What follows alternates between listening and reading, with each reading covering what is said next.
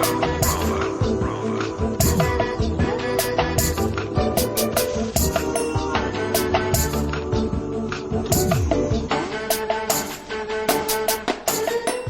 YouTube, so it's March, which means that Air Max Day is just around the corner.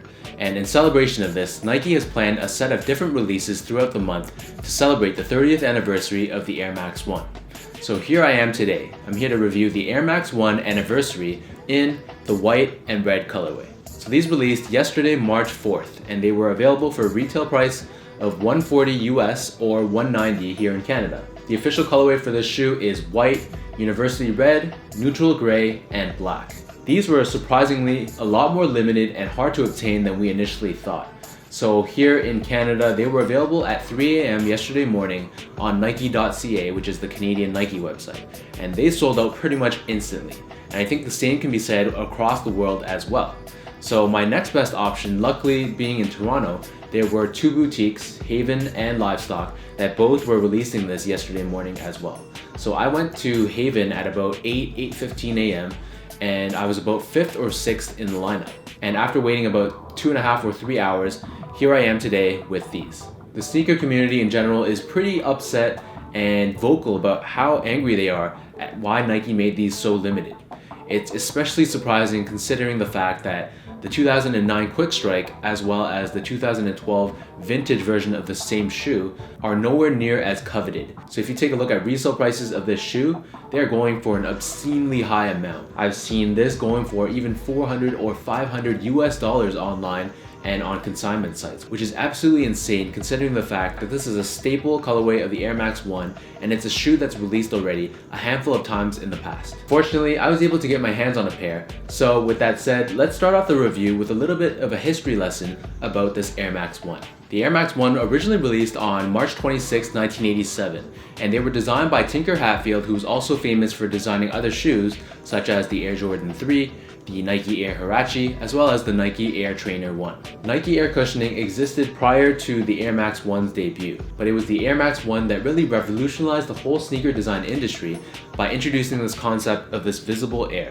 Tinker Hatfield was inspired by the Pompidou Center in Paris. The Pompidou Center is this famous modern art museum in Paris, and one of the things that they're most famous for is in the actual design of the building. So if you take a look at how this building is designed, you can see that the structural and functional elements of the building are actually exposed and visible from the outside. So this is unlike your typical architectural design where the structure and the functional elements are typically hidden within the exterior of the building.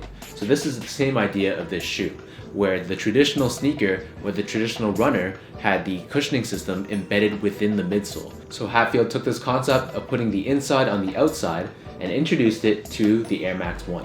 It's safe to say that all the subsequent designs in the Air Max line have the Air Max 1 to thank for having this visible air in place. So first off, let's take a look at the box.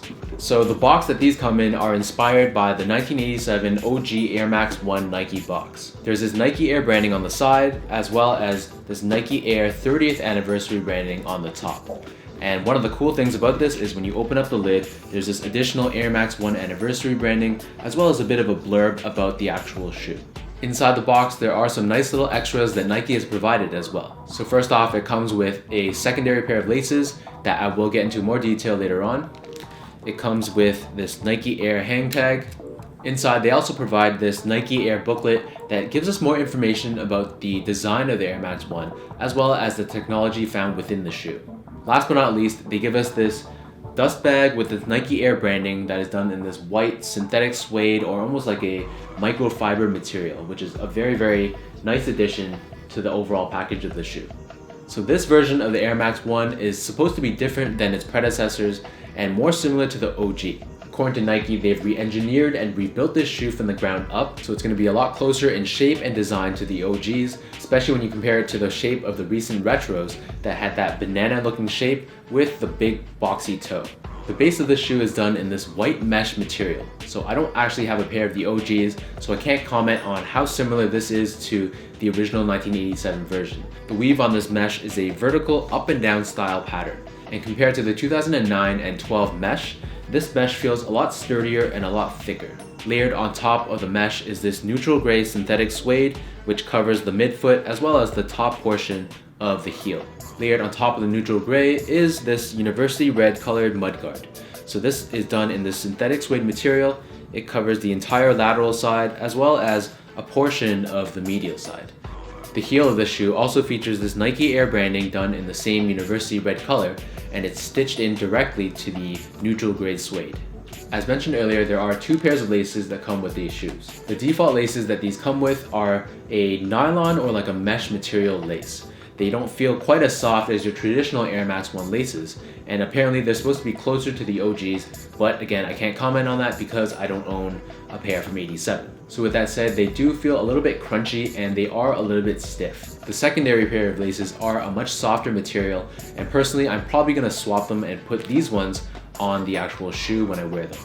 If you take a look at the tongue, this is also changed as it's now a 3-piece design construction.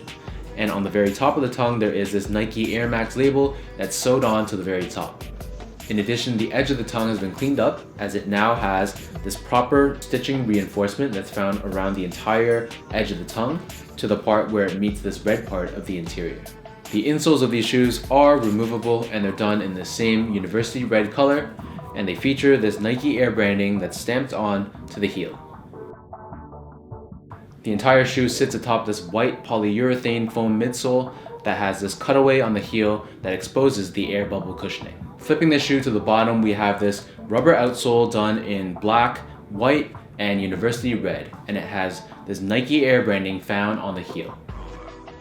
In terms of sizing, these fit the same to me as all my other Air Max 1s or Air Max 90s that have this mesh and suede combination. So for these kind of shoes, I stick with my true size, which is a 10.5. From a comfort standpoint, I can't say that these shoes are especially comfortable, as these are a shoe that feature technology from 1987. This is going to be just a pretty dense foam midsole that has this air bubble in the heel that you honestly can't really feel. So these aren't going to be like Zoom Air, they're not going to be like Boost, they're not going to be like anything that we have in modern day sneakers. So really, if you're expecting wonders for these from a comfort standpoint, then you're probably going to be pretty disappointed. Some people do prefer this much stiffer cushioning setup, but honestly, it's not going to be for everyone.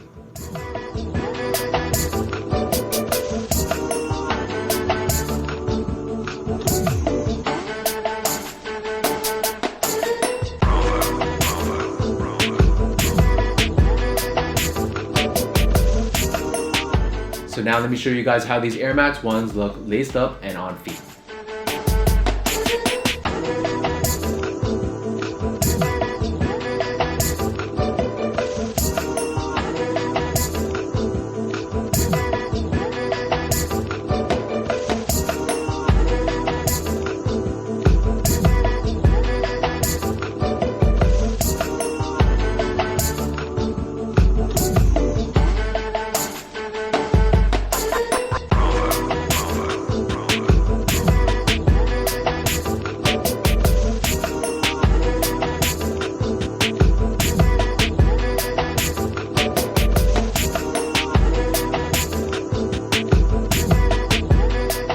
So that wraps up my review of the Air Max 1 Anniversary in the white and university red colorway.